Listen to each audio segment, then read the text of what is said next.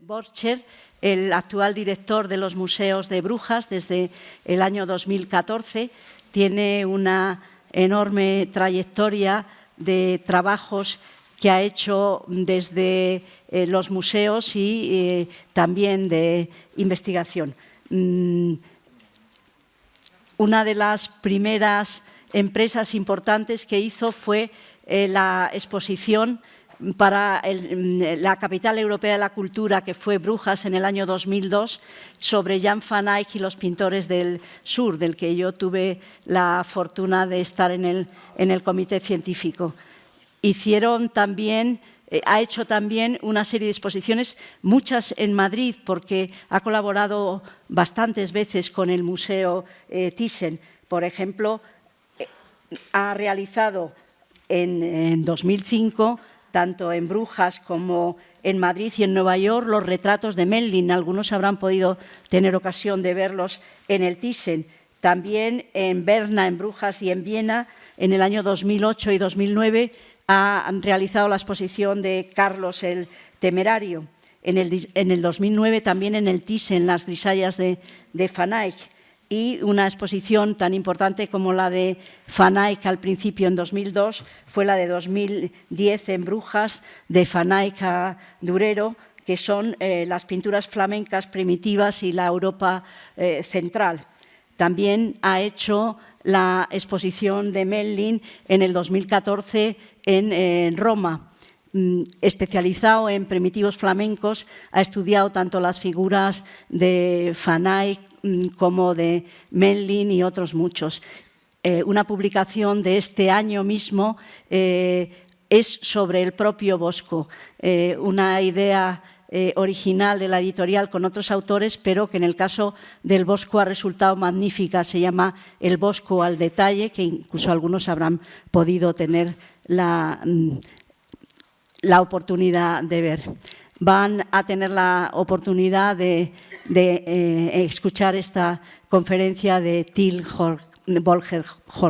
Lo diré al revés. Till Borcher. Tiene la palabra Till Borcher.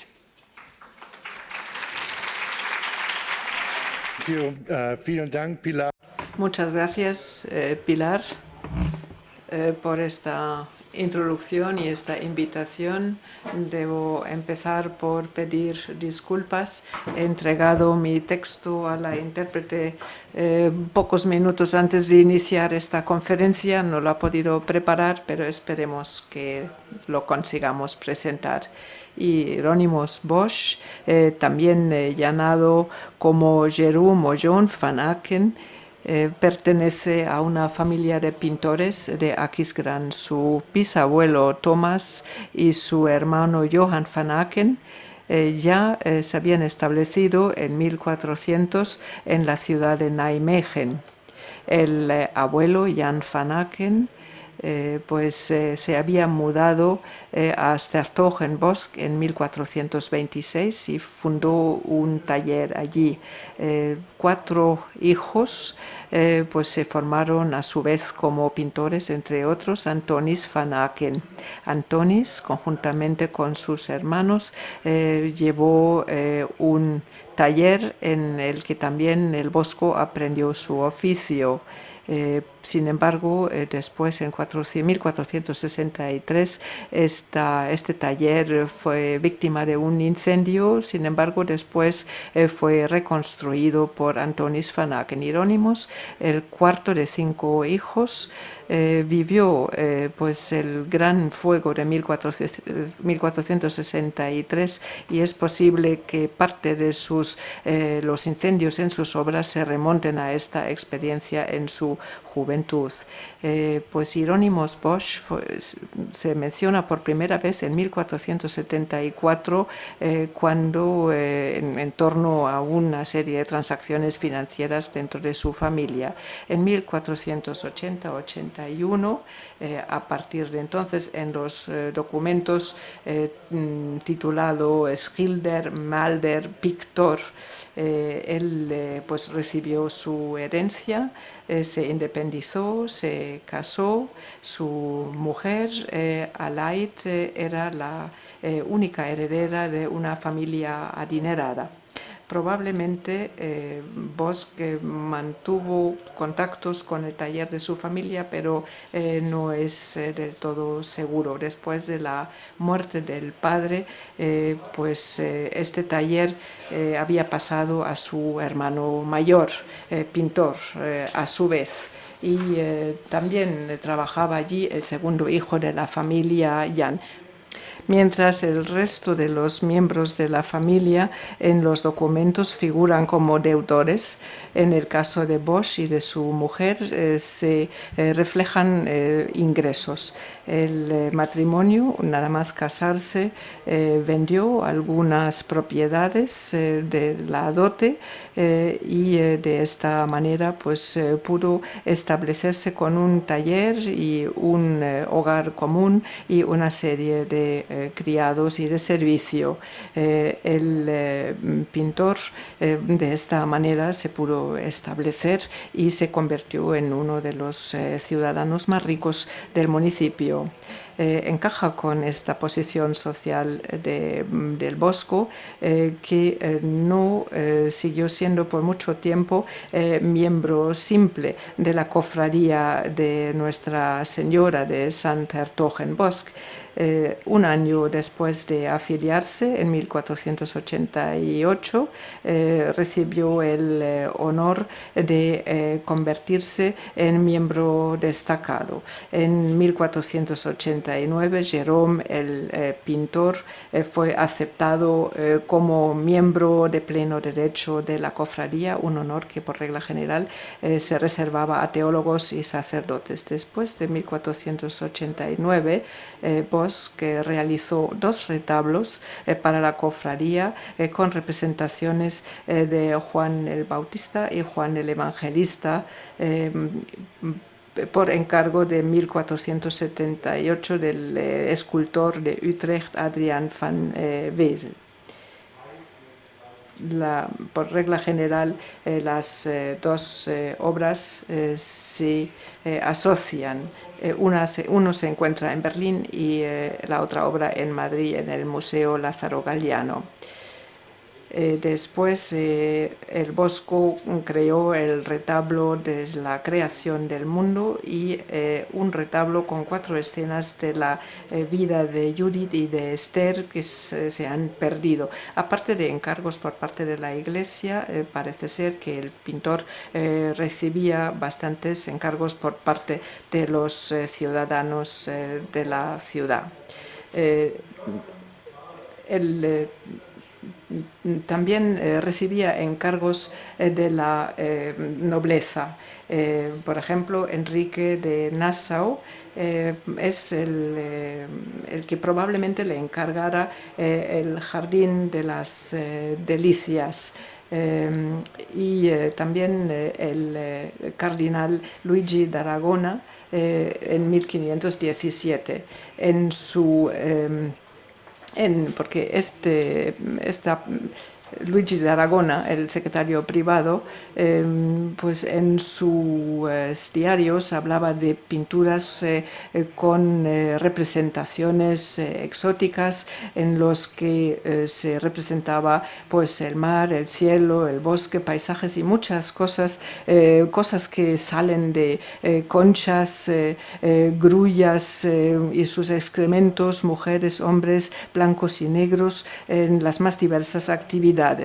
Estas primeras descripciones ya reflejan la recepción de la obra del pintor por parte de sus coetáneos. Por una parte, admiraban la diversidad de estas representaciones exóticas, fantásticas, originales y muy entretenidas, y estaban fascinadas por las dotes artísticas del pintor, su capacidad de pintar la naturaleza. El cuadro, concebido como tríptico, muestra la creación del mundo, una esfera pintada en grisalla en cuyo centro se encuentra el globo terráqueo. En el lado interior del tríptico, sin embargo, pues nos encontramos con la iconografía tradicional del juicio final. Aquí vemos también el paraíso habitado por animales exóticos y la creación de Eva. En el lateral correspondiente al infierno, sin embargo, vemos cómo el desenfado, la alegría de los hombres cede al simple terror.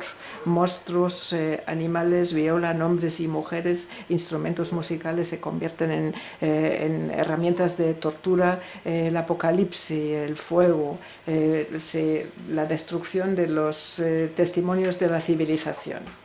Esto lo muestro aquí con un poco más de detalle para realmente poner de manifiesto el parecido del Jardín de las Delicias y el juicio final. Otro encargo importante lo recibió el Bosco por nadie menos que Felipe el Hermoso para su residencia de Bruselas en 1504. La Cancillería de Lille le pagó un anticipo de 36 libras para la realización de un tríptico monumental sobre el juicio final, con el encargo de que también representara el paraíso y el infierno. El destino de esta obra era su disfrute personal de Felipe el Hermoso. Sin embargo, como consecuencia de la guerra de Helder y la muerte de Felipe el Hermoso después de su vuelta a España, pues ya no se entregaron más pagos y el encargo en principio se volvió obsoleto. Aunque el tríptico sobre el juicio final de Viena es claramente más pequeño que lo que dice el documento sobre el primero de estos encargos, hay indicios de que se trata del tríptico encargado por Felipe el Hermoso. La modificación de las dimensiones podía deberse a un acuerdo con el pintor, con la corte. Y también habla a favor de esta teoría el hecho de que la figura del cliente original del tríptico fue cubierto por una capa de pintura, lo que se puede interpretar como una reacción frente a la muerte del conde. También la combinación de los dos santos en la parte exterior del tríptico señalan a Felipe el Hermoso como cliente, ya que se trata de San Bavón y Santiago el Mayor. No cabe duda de que hay un parecido entre la cara de San Bavo y Felipe el Hermoso.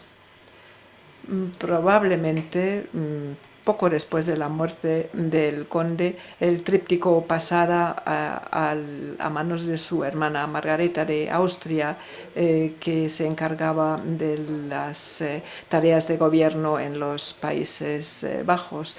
Durante su permanencia en Flandes, Lucas Cranach tuvo ocasión de estudiar el tríptico del juicio final y después de su vuelta a Alemania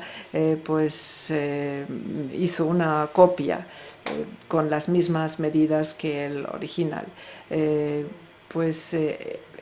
Aparte de las escenas del infierno y las representaciones moralizantes del Antiguo Testamento, el Bosco también creó imágenes de la Pasión de Cristo. Sus obras fueron populares ya en vida, hasta el punto de que incluso en el taller de su familia se realizaban copias con motivos del maestro. Cuando después de la muerte del Bosco en 1516 sus sobrinos empezaron a tener éxito con estas copias, pues esta fiebre de las copias se fue expandiendo por toda Flandes. Y esto a su vez representa el problema con respecto de la obra del Bosco. Cuando hablamos del taller del Bosco, en realidad tenemos que hablar de toda una red de talleres. básicamente a finales de la Edad Media los talleres de los pintores son talleres colectivos, es decir, cuentan con un maestro que trabaja con oficiales, con aprendices y ayudantes que todos participan en el proceso de producción de forma muy diversa. Los colaboradores pintaban siguiendo el estilo del maestro, pero intentando ocultar su propia factura. La pincelada personal, la llamada maniera, era una categoría que surgió tan solo a finales del 480 en la literatura artística de Italia. Hasta entonces los ayudantes intentaban pretender que se trataba de obras del maestro. La producción de un taller se realizaba de forma colectiva. Recuerdan un poco en la actualidad las fábricas de arte de Andy Warhol. Se parecen más a estas fábricas de arte de la actualidad que a los talleres de artistas de la época como Van Gogh, Gauguin, etc. Incluso los talleres de Walt Disney tienen un cierto parecido. Aquí vemos pues diferencias en la técnica, pero las figuras del cómic siguen siendo para todos nosotros productos de Walt Disney, con independencia de que muestren determinadas diferencias sutiles.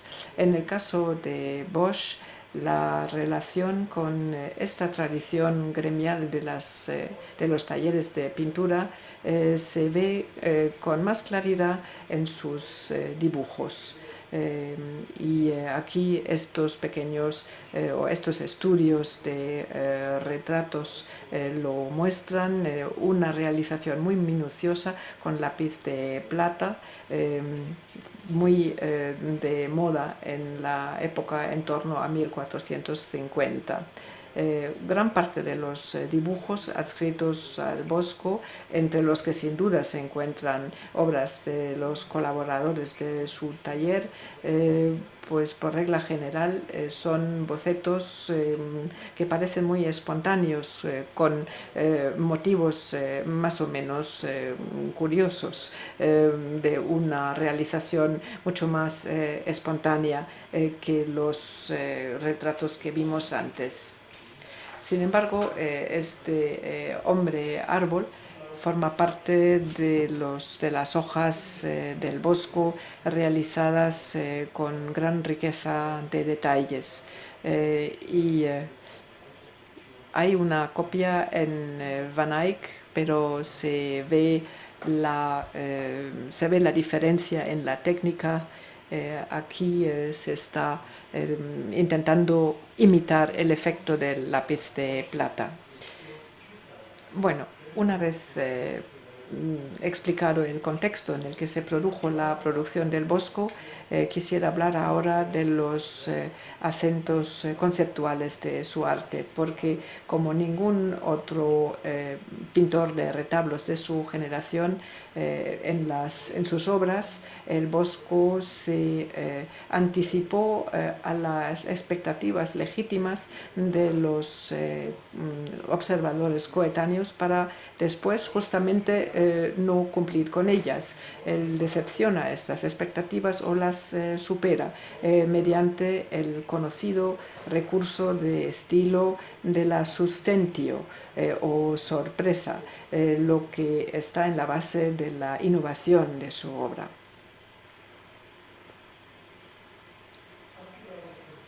La técnica de pintura al grisaille, que viene de gris, de la palabra gris,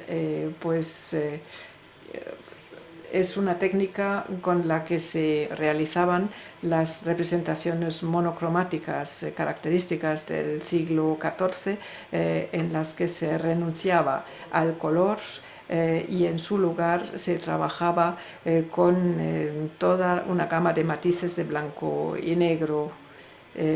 También se llamaban de noir et blanc o colorem lapidum.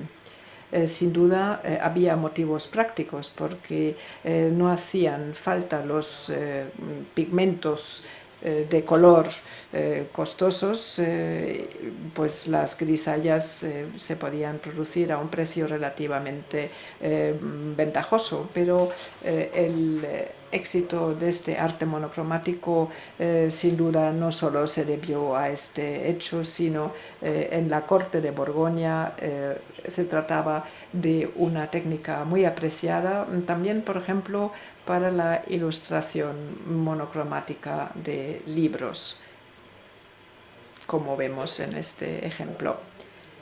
Al mismo tiempo, las representaciones pintadas en grisalla ya era una técnica conocida a los pintores como Jan van Eyck o Hugo van der Goes o Hans Memling. Les servían o representaban un vehículo adecuado para poner de manifiesto su gran habilidad pictórica y su virtuosismo como dibujantes de una forma muy demostrativa. También, pues como en estos ejemplos, se servían de esta técnica para imitar esculturas en piedra en las caras exteriores de los retablos, los llamados paragones, por regla general de motivaciones litúrgicas relacionadas con la cuaresma, y aquí había pues una correspondencia entre la renuncia a los aspectos y placeres de la carne y la renuncia al color. Aquí algunas grisallas de Memling y aquí un ejemplo de una grisalla de Van Eyck de la colección de Van Thyssen. Aquí se juega con la idea de que se trataba de un tríptico cerrado y desde luego también está clara la temática litúrgica.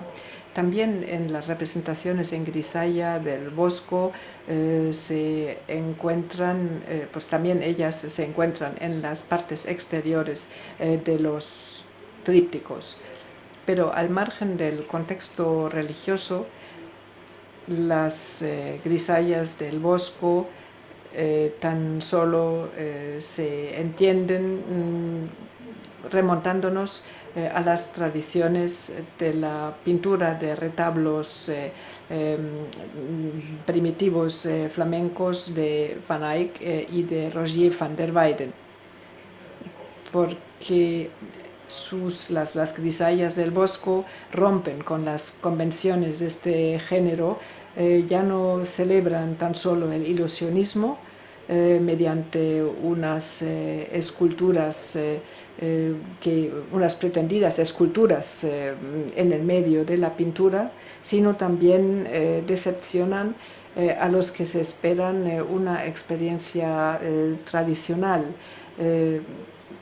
mediante el ya citado recurso estilístico de la sustentio, de la sorpresa.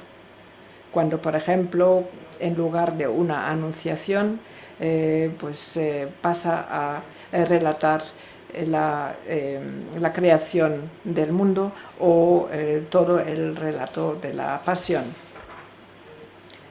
Aquí pues vemos la pasión de Cristi concebido como un círculo con unos pocos trazos. El Bosco aplica unos tonos grises muy diluidos, con lo que logra crear el trasfondo del paisaje con unos contornos en los que alterna el color oscuro y claro, que le sirve como telón de fondo de la pasión. Y a pesar de estas pequeñas dimensiones, la cara de Cristo se reconoce. Sin embargo, a diferencia de esto, vemos totalmente negro la figura del apóstol que está dormido a la derecha detrás de una roca, mientras que de lejos ya se ven las linternas de los soldados que se aproximan. Y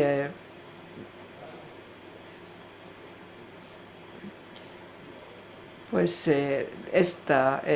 vemos el sepulcro al final. En fin, la secuencia se produce aquí en el sentido contrario al sentido de las agujas del reloj, y es por lo que se diferencia de otras épocas, de otras representaciones de la pasión de la época. El pintor integra las diferentes estaciones de la Pasión de Cristo en un paisaje a modo de panorama con un horizonte alto en cuyo centro se eleva Gólgota. Así pues trabaja con el profundo negro del cielo, del que destaca la silueta de una ciudad dominada por altos edificios con pequeños trazos blancos. La ciudad pretende ser Jerusalén. El negro del cielo, que oscurecido en el momento de la crucificación, es un negro no aplicado cubriendo del todo, sino pues en el horizonte se adivina la aurora. Aquí más escenas de la pasión que recuerdan las representaciones cíclicas de los 7 dolores de María, o también la imagen simultánea de Memling.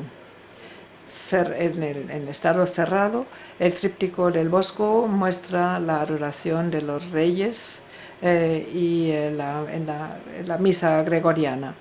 El retablo colocado sobre el altar con la representación de Jesucristo y enmarcado, por así decirlo, de forma simultánea por la pasión.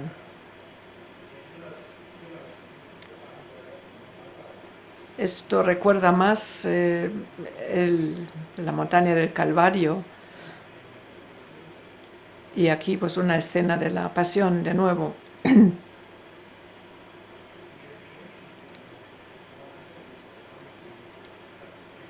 Aquí, ante un trasfondo neutral, las diferentes estaciones de la pasión de Cristo se muestran aquí de forma muy detallada, hasta el punto de que incluso determinados protagonistas, como por ejemplo la Santa Verónica, se identifican con toda claridad. Lo que es poco habitual es que el Bosco haya pintado la totalidad del tripticón, incluyendo su marco, incorporándolo de forma integral al mundo de su pintura. Y con ello pues hace hincapié en lo especial de la presencia del Cristo de los Dolores, que destaca. Cristo se le apareció al Papa Gregorio, siguiendo la leyenda, durante la celebración de la Eucaristía, y así disipó su aprensión frente a la transustanciación, es decir, la transformación de pan y vino en el cuerpo y la sangre en presencia del crucificado, una doctrina que suscitaba mucha controversia en la época y de hecho fue rechazada por el protestantismo al cabo de algún tiempo. En esta representación parece que el Bosco reacciona frente a estas dudas contemporáneas con respecto a la transustanciación de la hostia.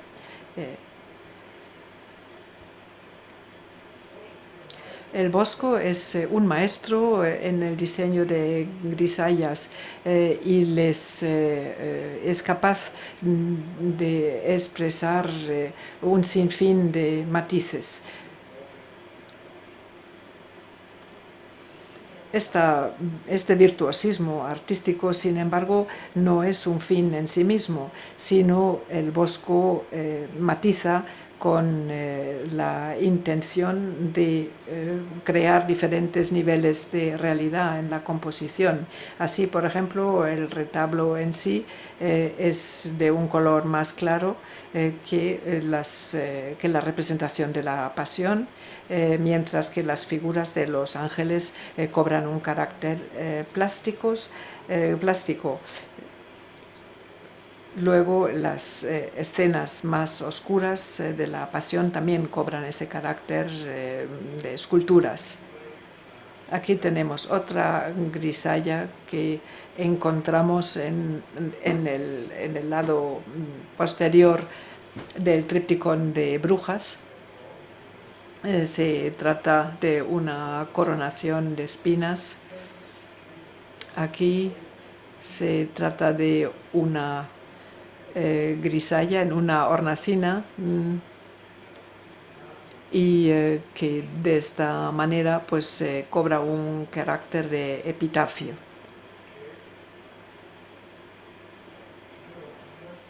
Aquí de nuevo algo diferente. Aquí pues Cristo con la cruz a cuestas.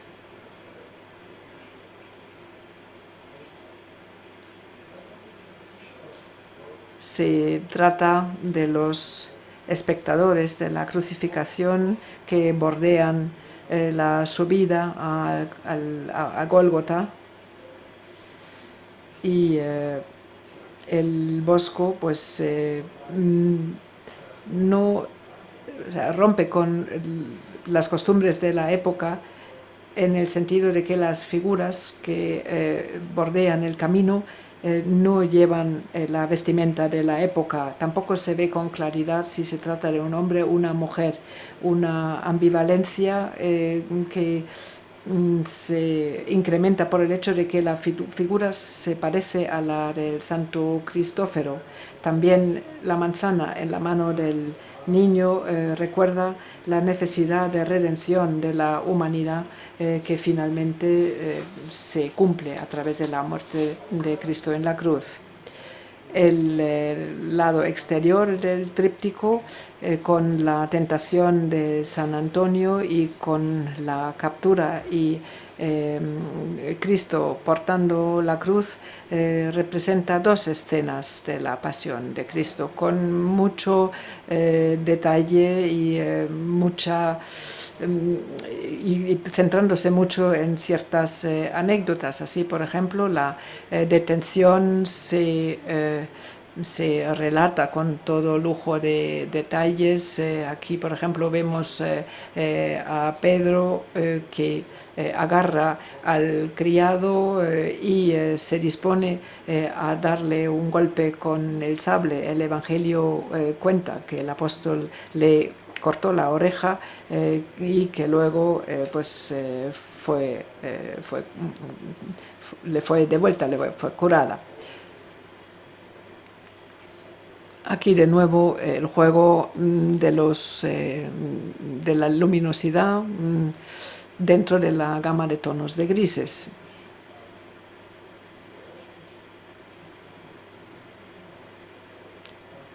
Estas pinturas se parecen mucho más a pinturas de miniatura que el estilo seguido por Van Eyck. Cabe preguntarse si la referencia al estilo de Borgoña no intentaba acertar con el gusto de la corte de Borgoña. Pasemos ahora a otro punto en el que se pone de manifiesto las expectativas, el transcurso, la evolución del mundo desde su creación hasta su final, pues se representa en el tríptico del carro de heno. Los diferentes participantes en un desfile religioso representan la avaricia y la búsqueda de bienes efímeros. sin darse cuenta de que este carro de heno conduce directamente al infierno.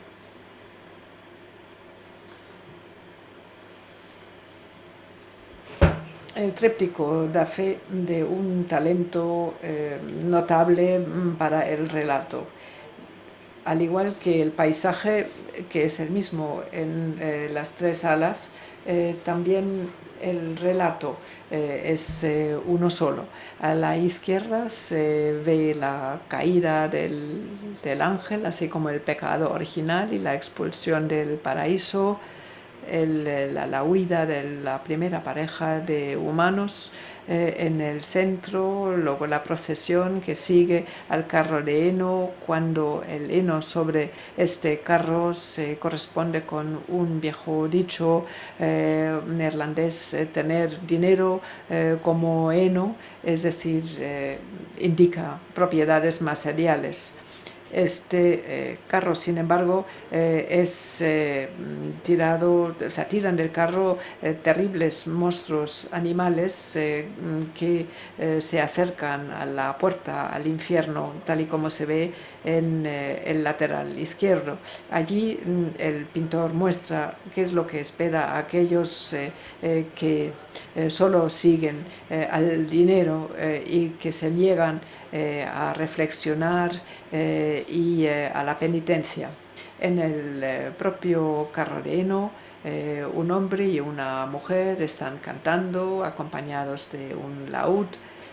Otra pareja en el fondo está haciendo el amor. En estas representaciones tan detalladas, Bosco en realidad toma como punto de orientación el Cristo con la cruz a cuestas. Incluso parece que se remonta a una copia concreta de un retablo de Jan van Eyck. Las figuras se vuelven a encontrar en esta composición. Otro significado al margen de la procesión religiosa se tiene que ver con las entradas triunfales de los príncipes a sus territorios. En Fouquet, por ejemplo, tenemos una representación de esta entrada triunfal de un príncipe en su territorio, o aquí también un ejemplo de Etienne Chevalier. Y la iconografía de las entradas triunfales son del triunfo de Petrarca, por ejemplo. Pero justamente entre los Habsburgos y en Borgoña, la procesión triunfal de Maximiliano es otro ejemplo conocido y se expuso en Viena hace pocos años, y solo muestro el carro de los músicos a modo de ejemplo que muestra la afinidad, la similitud con el pueblo, o con las figuras montadas sobre el carro de heno tocando instrumentos. Otro ejemplo, como consecuencia de los análisis de las tablas de madera, hoy cabe afirmar que 4 de las pinturas del Bosco aquí mencionadas forman parte de un todo y formaban parte de un tríptico. Una vez que el tríptico había perdido su función, se pasó a su venta, se cerraron las distintas alas del tríptico, separando los laterales y el centro. Los laterales fueron recortados y después vueltos a unir de otra manera, como por ejemplo este cuadro correspondiente al vendedor ambulante.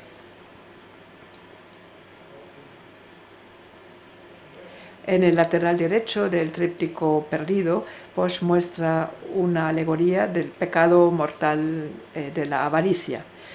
Aquí se representa al avaro a la hora de morir, cuando incluso a punto de morir no quiere abandonar las riquezas de su baúl.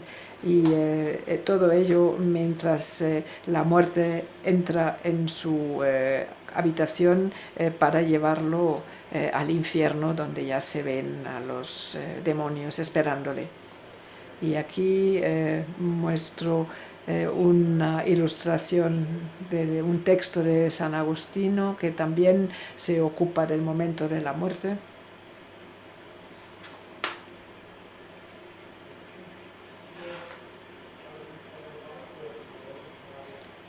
Aquí hay otro nivel de significados que se explica a través de la iconografía. Aquí un retablo de Lieja,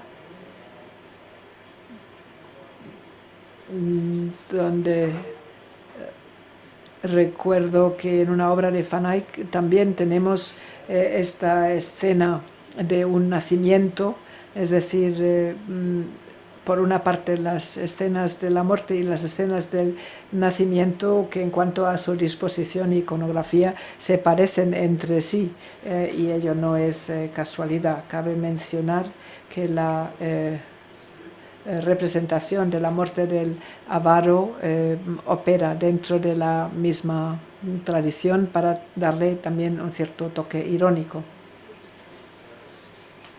Estudios de la historia del arte sobre el paisajismo, de la historia del paisajismo europeo, no le atribuyen al Bosco ninguna posición clave en el desarrollo de este género, cuando justamente el Bosco no solo es uno de los innovadores más destacados del género, sino con sus paisajes infernales y sus motivos de la naturaleza extrañamente excéntricos, innumerables veces imitados, se convirtió en precursor de una categoría propia del paisajismo flamenco.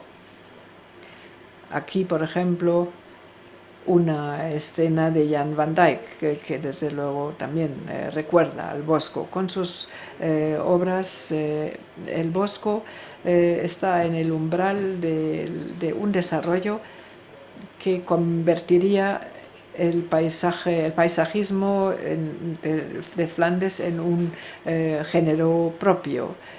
Joaquín Patigné, un pintor especializado en paisajes de Amberes, clasificado por Alberto Durero en 1521 como un buen pintor de paisajes, pues desde luego se remonta en sus amplios paisajes del mundo a paisajes y motivos de la naturaleza del Bosco, y más adelante harán otro tanto Peter Bruegel el Mayor.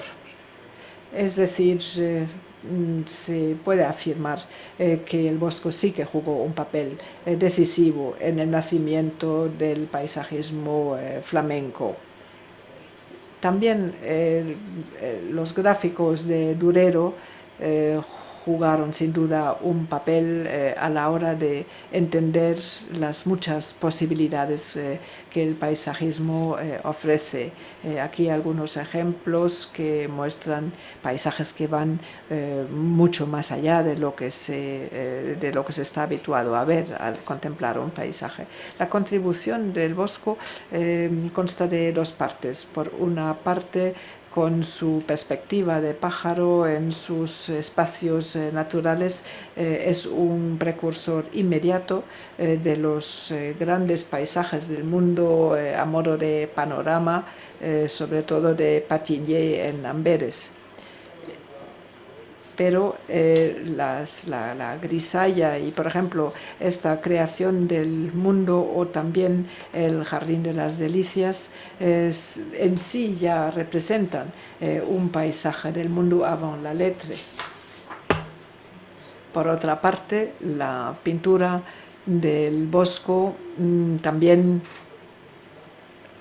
emancipa el paisaje desde un punto de vista de contenido. El paisaje deja de ser un mero trasfondo decorativo, como por ejemplo en este ejemplo de San Jacobo, donde el paisaje se convierte en un comentario de la representación en el primer plano. Con esto, el Bosco se convierte en uno de los primeros artistas de los Países Bajos que pone en tela de juicio la creencia de que el paisaje no es más que una decoración, un telón de fondo.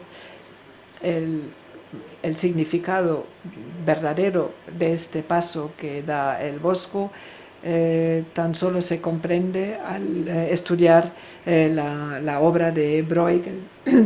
Solo entonces se puede comprender a qué ha conducido este cambio de punto de vista.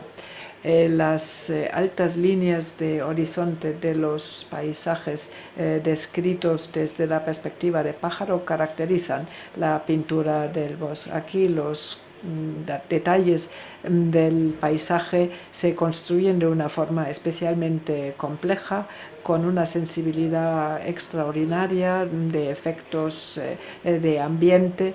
El pintor aquí utiliza una gama de colores altamente matizada que le permite representar y crear ambientes muy creíbles con unas pocas pinceladas, muy a diferencia de estos ejemplos de Van Eyck y también de una forma mucho más densa que las técnicas de Durero.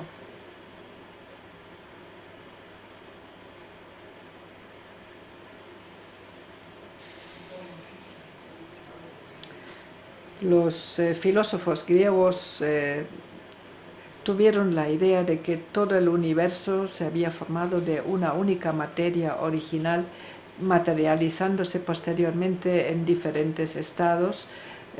Pues este concepto también es el fundamento de la doctrina de los 4 elementos: el fuego, la tierra, el aire y el agua, como materias originales en igualdad de derecho y que después adoptan las más diversas combinaciones.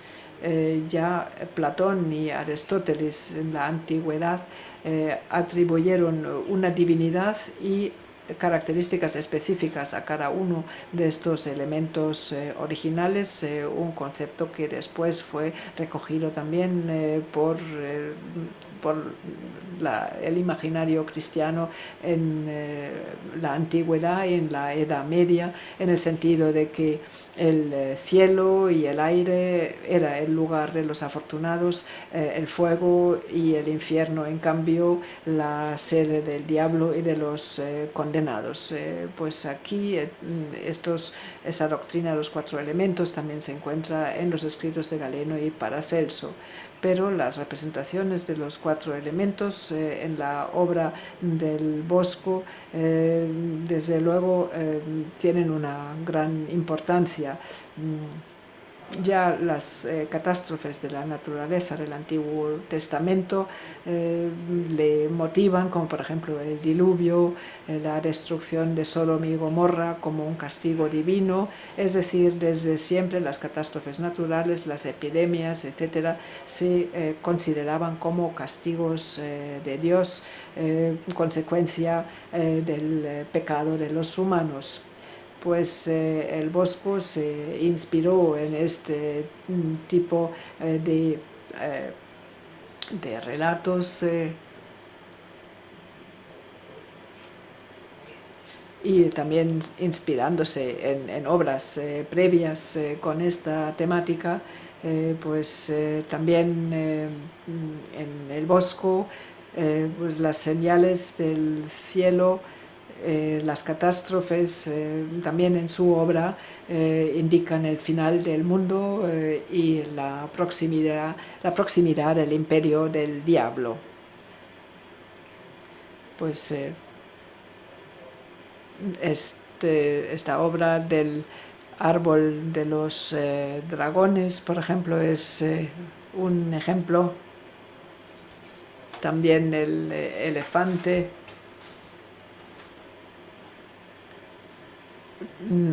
En parte se remonta a una obra de su hermano Ludwig.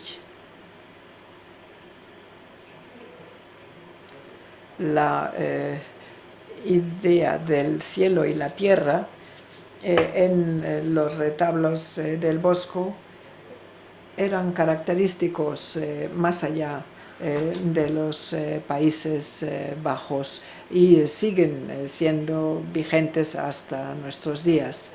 Y esto debe sorprender, ya que las representaciones del paraíso y del infierno del Bosco representaban los conceptos de la teología vigente en la Edad Media, incluso respaldada por la Iglesia. Lo que se encuentra en los cuadros del Bosco sobre esta temática son las visiones del más allá que circulaban al final de la Edad Media, así como también el concepto del infierno como lugar de grandes fuegos, tal y como se conocía de los sermones de los monjes de la época. La condenación por toda la eternidad y pues todo ello repetido una y otra vez en los textos de los sermones de los franciscanos y de los dominicanos de la época.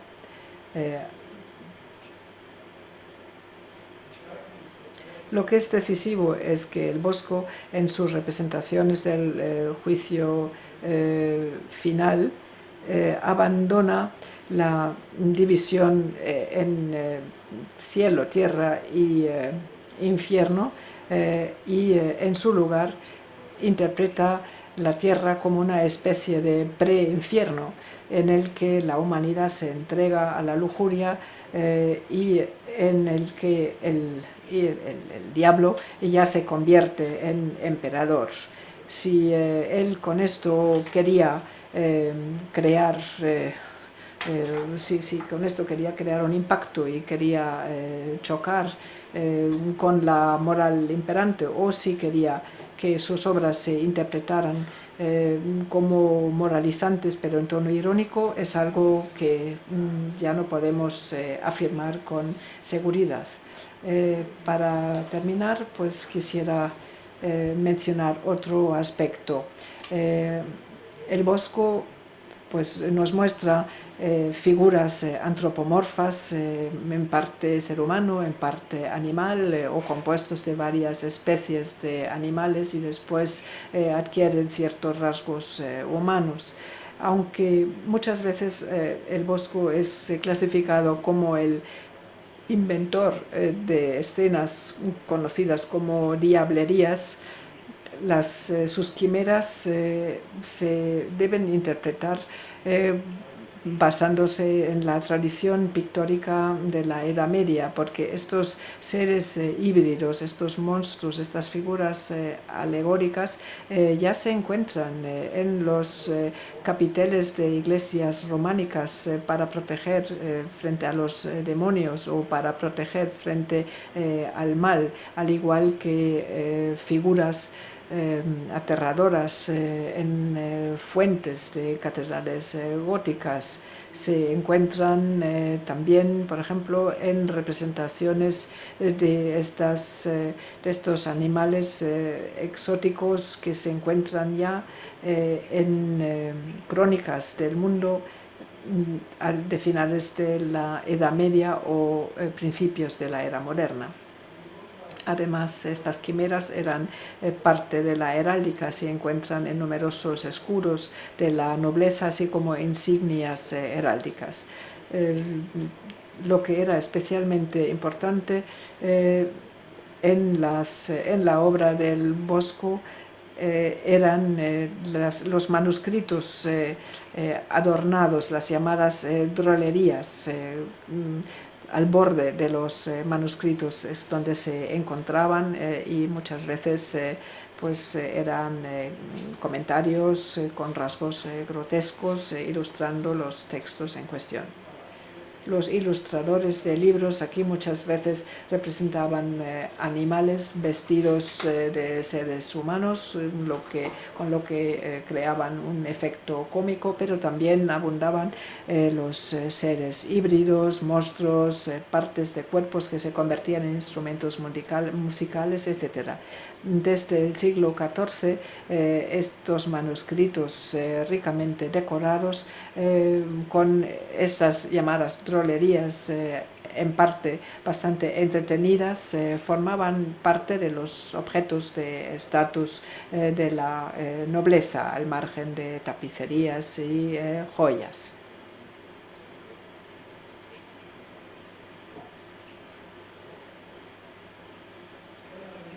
Por consiguiente, poco puede sorprender que justamente los miembros de la nobleza respondieran muy favorablemente frente a las representaciones entretenidas del pintor y se deleitaban sobre todo con su lenguaje pictórico excéntrico y grotesco.